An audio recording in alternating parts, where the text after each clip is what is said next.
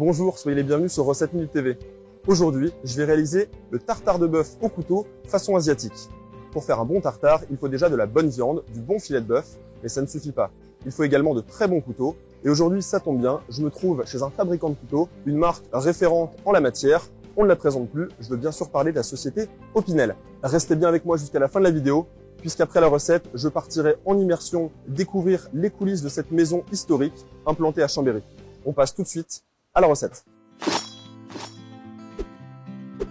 Je récupère mon filet de bœuf que je vais détailler en tranches puis en cubes, bien entendu à l'aide de mon éminceur Opinel bien aiguisé.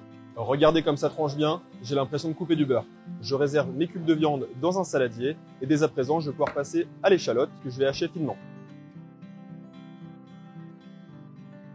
J'ajoute également du gingembre frais, lui aussi haché très finement. Même combat pour la coriandre, je vais la ciseler très finement.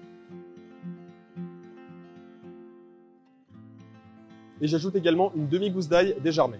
Maintenant, il est temps d'assaisonner la préparation. Je vais ajouter de la sauce soja, de la sauce anglaise, de l'huile de noix, quelques tours de poivre du moulin et un petit peu de piment.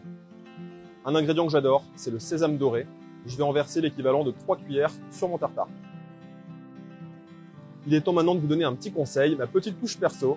Je vais râper un zeste de kombucha dans la préparation, c'est ce qui va apporter toute la fraîcheur.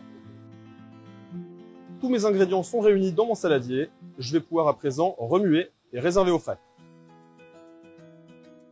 Pour l'accompagnement, je vais réaliser des pommes pailles. Pour ce faire, dans ma main gauche, je vais saisir une pomme de terre et dans ma main droite, le thé duo, le dernier éplucheur de chez Opinel. D'un côté, sa lame permet d'éplucher et de l'autre, de tailler de magnifiques juliennes. Je rince mes lanières de pommes de terre de telle sorte à retirer l'amidon et je les sèche immédiatement dans un torchon propre. Dans un bain d'huile à 170 degrés, je plonge mes pommes de terre pour une durée environ de 2 minutes. On va juste rechercher une coloration. Ça y est, elles sont cuites, elles sont bien dorées, bien croustillantes. Je les dispose sur du papier absorbant juste avant de les saler. Tout est prêt, il n'y a plus qu'à dresser.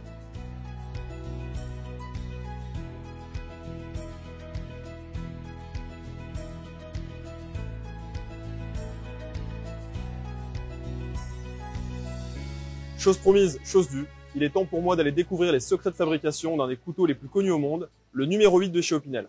Et ça tombe bien puisque j'ai la chance d'avoir comme guide Marie et Marine qui toutes les deux travaillent au siège. On commence la visite par la zone de séchage où sont stockés des petits morceaux de bois.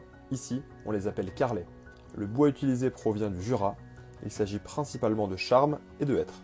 Les carrelets sont ensuite façonnés individuellement par la machine.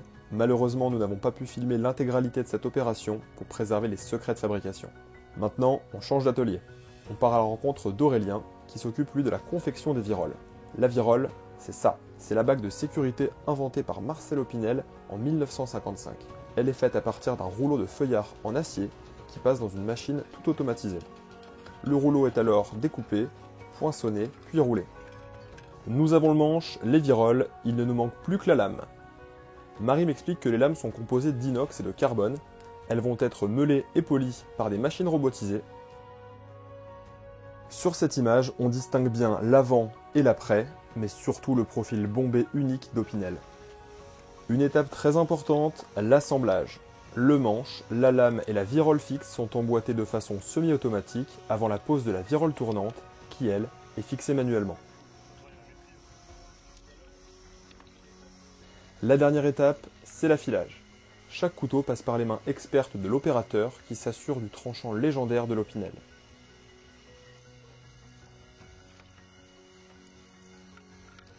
Ce que je retiens de cette visite, c'est vraiment la passion et la fierté de celles et ceux qui fabriquent ces couteaux depuis plus d'un siècle.